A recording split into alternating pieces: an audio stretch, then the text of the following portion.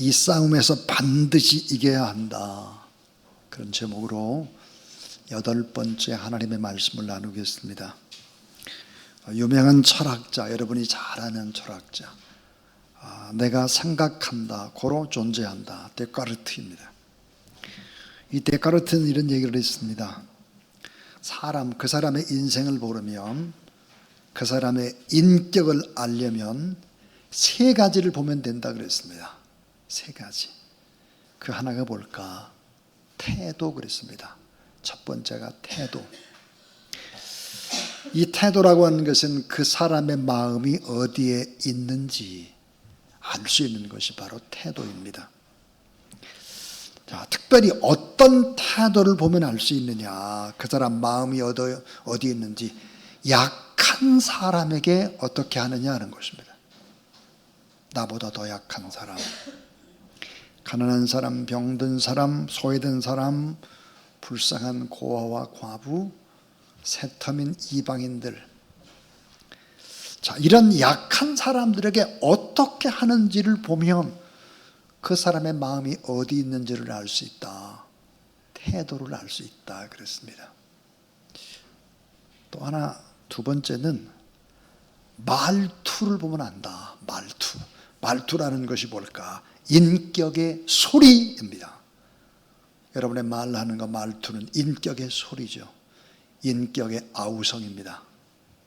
성품과 감정과 무의식 성향이 묻어나오는 것이죠. 부드러운 말투냐, 날카로운 말투냐, 짜증나는 말투냐, 내면을 보여주는 소리입니다.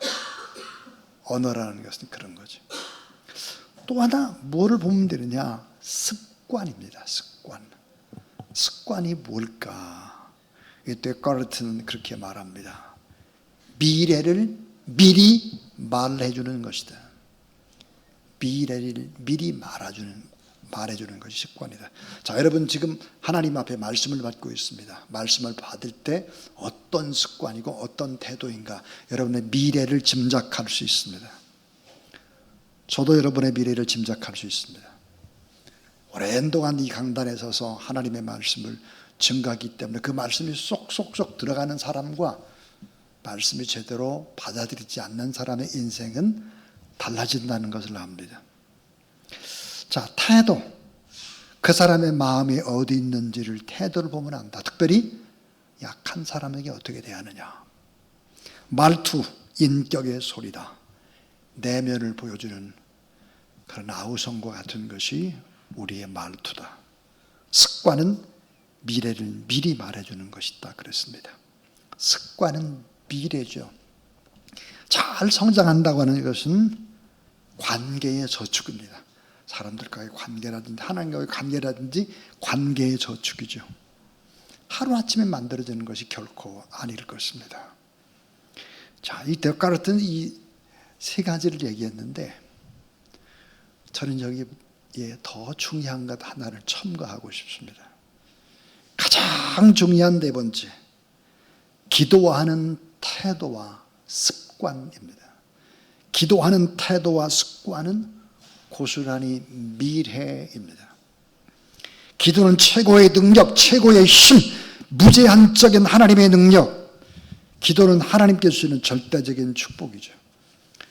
기도가 왜 그렇게 능력이 되고 기도가 왜 그렇게 축복이 될까 하는 거예요. 여러분, 기도하여서 얻은 복은 세상에서 얻은 복과는 다릅니다. 여러분이 기도 제목을 내놓고 하나님 앞에 간절히 기도해서 얻는 복이라고 하는 것은 우연히 세상에서 얻게 되는 복과는 전혀 다른 거예요. 기도는 내 작은 필요, 나의 어떤 결핍 때문에 기도를 시작합니다만은 기도한 후에 지나서 보면 기도는 나에게 응답도 주시지만 기도를 통해서 하나님의 뜻이 이루어진다는 걸 알 수 있습니다. 자, 하나님의 뜻이 나를 통해서 이루어지고 하나님의 뜻이 주사랑교회를 통해서 이루어질 수 있다는 사실을 믿으시기를 바랍니다. 기도 응답을 주실 준비를 하나님이 이미 철저히 다 예비하고 계세요. 그래서 하나님 아버지께 구하는 것, 그것은 바로 곧 하나님께 영광이 되는 거죠. 그래서 여러분, 기도하는 사람이 어떤 사람일까? 복덩어리들이에요. 기도하는 사람은 값으로 먹일 수가 없는 정말 복의 근원이고 복덩어리고 축복의 통로죠. 그래서 기도하는 사람, 자, 하나님의 사랑하는 사람이 기도하고, 이런 사람들이 결국은 가정을 살리고 나라를 살리는 진정한 애국자가 누굴까? 기도하는 사람이죠. 기도가 뭔데? 최고의 능력이고 최고의 힘이고 최고의 축복이 기도이기 때문에 결국은 기도하는 사람을 통해서 하나님의 뜻이 이루어져 가는 것입니다. 그래서 기도 생활에 실패하면 인생도 실패하게 되고, 기도하지 않는 크리스찬들은 스스로 하나님의 도와주심을 포기하는 사람들이기 때문에, 기도하지 않는 사람들은 누굴까? 교만한 사람들이. 교만하니까 기도 안 하고도 잘 산다고 생각하는 것입니다. 하나님은 기도를 하는 사람들을 통해서만 그 사람을 도우실 수 있습니다. 기도를 통해서만 능력을 공급받고, 그리스도인의 삶이 능력 있게 살 수 있는 방법이 뭘까? 그것은 기도입니다. 그래서 하나님께서 인간을 다스리는 원칙이 분명한데요, 기도하는 사람을 도와줘요. 기도하는 사람에게 지혜 주시고, 기도하는 사람에게 능력을 주고, 기도하는 사람에게 인생을 승리토록 이끌어 주시죠. 그래서 결국은 기도하는 사람을 통해서 하나님이 일을 하세요. 자, 기도와 하나님과 우리와의 관계는 일종의 탯줄이고 끈인 것이죠. 하나님의 목적과 하나님의 계획들은 기도에 의해서 이루어지는 거예요. 하나님의 일을 스스로 하시질 않아요. 우리가 기도할 때 하나님은 일을 하신다. 그래서 이 세상에서 하나님께서 일으키시는 위대한 역사는 모두 다 기도로 완성된다는 사실을 믿으시기를 바랍니다. 자, 오늘 세 가지 얘기를 하려고 그래요. 첫 번째는 따라하세요. 기도는 주님이 주시는 능력입니다. 자, 오늘 마태복음 16장 19절에 볼 수 있으니까 어마어마한 얘기를 하고 있어요. 내가 천국 열쇠를 내게 주리니, 내가 땅에서 무엇을 매면 하늘에서 매일 것이요, 내가 땅에서 무엇인지 풀면 하늘에서도 풀리리라 하시고 그랬습니다. 주님께서 베드로에게 천국 열쇠를 주셨다 그랬어요. 이게 뭐예요? 하나님 나라의 열쇠를 주신 것입니다. 그리스도인의 기도는 주님이 주시는 하늘의 능력인 것입니다. 그러니까 천국 열쇠를 내게 주리니, 내가 땅에서도 무엇을 매면 하늘에서도 매인다. 땅에서 풀면 하늘에서도 풀린다. 우리가 하나님 앞에 간절히 기도로 풀게 되면 하늘의 문이 열리고 응답의 기적들이 일어나게 되는 것입니다. 자, 주님은 기도의 열쇠를 통해서 무엇인지 매고 풀 수 있는 능력을 우리에게 주셨다는 거예요. 그래서 내가 예수 그리스도를 온전히 믿고, 오늘 또 내가 주님의 십자가 앞에서 내가 죽고 예수 이름으로 기도할 때 성령의 능력이 임해서 응답되고 하나님의 영광이 임할 뿐만 아니라 하나님의 뜻이 우리의 기도를 통해서 이루어지는 역사, 그런 역사가 이 밤도 있게 되기를 주의 이름으로 축원합니다. 두 번째는 기도는 사탄과 싸우는 강력한 무기입니다. 자, 이 싸움에서 반드시 이겨야 된다. 기도로 이겨야 돼. 기도로 이 사탄과 싸우는 강력한 역사. 마가복음 9장 28절 29절에 보니까, 집에 들어가시며 제자들이 종용이 묻자오되 우리는 어찌하여 능히 그 귀신을 쫓아내지 못하였나이까 이르시되, 따라하세요. 기도 외에 다른 것으로는 이런 종교가 나갈 수 없느니라. 사단의 세력들, 귀신의 세력들, 악한 영의 세력들은 우리가 예수 이름으로 기도할 때 떠나가게 되는 것이죠. 그러니까 기도는 사탄과 싸우는 강력한 무기다 하는 거예요. 그리스도인들에게서 기도가 강력한 무기다. 적들은 기도의 위력을 너무 잘 알고 있습니다. 너무. 그래서 기도를 못하게 방해하는 것입니다. 적들은 항상 우리의 가장 강한 것을 막죠. 우리가 가지고 있는 가장 강한 것이 뭘까? 기도예요. 기도를 못하게 막는 거예요. 가장 강한 무기인 기도를 빼앗으려고 인간을 공격하는데, 어떻게 인간을 공격할까? 기도를 무력화시키는 것입니다. 그래서 우리의 약점을 붙잡고 계속 늘어지는 것이죠. 그리스도인들은 영적 싸움을 하는 십자가의 군병들입니다. 우리가 만약 기도하지 않으면 어떻게 될까? 무장 해제된 군인입니다. 무장 해제된 군인. 전쟁에서 지죠. 패잔병이 되고 맙니다. 오직 유일한 무기가 뭘까? 기도입니다. 그래서 마귀가 공격하는 게 뭘까? 기도를 못하게 막는 거예요. 기도가 잠들면 어떻게 될까? 교회와 가정에서 기도가 잠들면 종이 호랑이가 되고 마는 것입니다. 교회는 사탄의 놀이터가 되고 가정은 사탄의 놀이터가 되는 거죠. 물고기가 물속을 따르면 죽듯이, 그렇지 않은 기도를 멈추거나 기도를 게을리하게 되면 그리스도인의 영성은 떨어집니다. 그리고 사탄의 놀이터가 되죠. 뭐가 없을까요? 애절함이 없어요.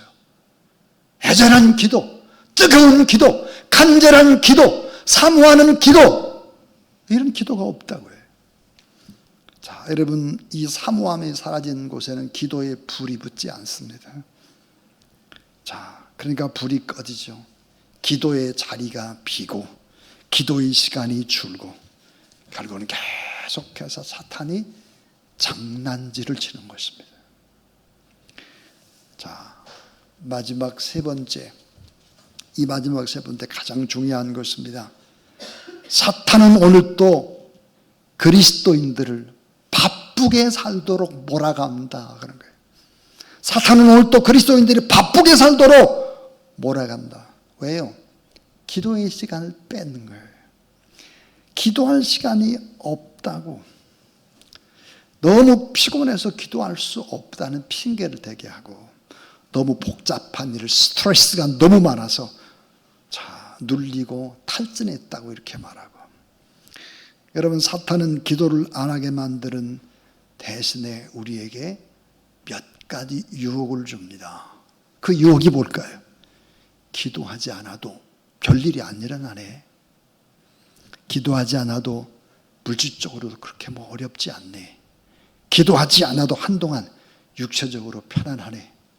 기도하지 않아도 재미있고 즐거운 일이 있네, 세상 속에서. 여러분, 이런 것들은 다 뭘까요? 미끼입니다. 미끼. 조금씩 주는 미끼. 이런 미끼의 습관에 빠져버리게 되면 큰일 나죠. 잠깐의 즐거움이 무서운 습관이 되도록 차근차근 공격합니다. 무서운 위장된 사탄의 싸움에 속는 것입니다. 사도행전 16장 24절부터 26절.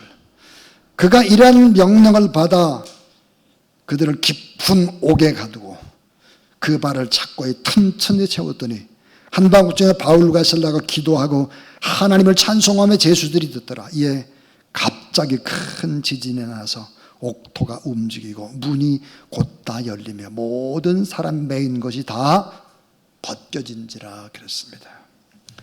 바울과 실라가 빌립보 감옥에 갇혀서 간절히 기도할 때 빌립보 감옥이 무너지죠. 어떤 일이 벌어질까요? 기도한 후에 제수들이 세례를 받아요. 이 제수들이 세례를 받으면서 동시에 어떤 일이 벌어질까? 유럽의 최초의 어머니 교회, 빌립보 교회가 탄생하는 것입니다. 여러분, 유럽의 정치, 경제, 사회, 문화, 교육 모든 부분들이 다 바뀌는 것입니다. 유럽 자체가 다 바뀌는 것이죠. 문명국이 되는 것입니다. 우리가 잘 아는 열왕기상 18장 37절 38절. 여호와여 내게 응답하소서, 내게 응답하소서. 이 백성에게 주 여호와는 하나님이신 것과 주는 그들의 마음을 돌이키심을 알게 하옵소서 하며, 이에 여호와의 불이 내려서 번제물과 나무와 돌과 흙을 태우고 또 도랑에 물을 핥는지라 그랬습니다. 엘리야가 간절히 기도할 때 갈멜산에 불이 임하죠.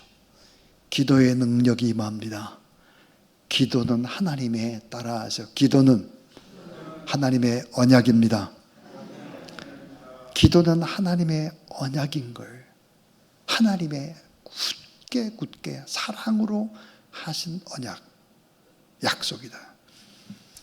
자, 오늘 세 가지 얘기를 했습니다. 기도는 주님이 주신 능력이다. 또 기도는 사탄과 싸우는 강력한 무기다. 기도의 시간이 줄고 또 기도를 게을리할 때 점점 사탄의 놀이터가 될 것이다. 사탄은 오늘 또 그리스도인들을 바쁘게 살도록 몰아간다 그랬습니다. 기도의 시간을 뺏는다는 거예요. 오늘 이 밤에 우리가 하나님 앞에 간절히 기도할 때 하늘의 문이 열리고, 특별히 오늘은 몸이 불편한 환우들을 위해서 우리가 간절히 기도할 것인데, 놀라운 기적들이 반드시 있게 되는 축복된 밤이 되길 주의 이름으로 축원합니다.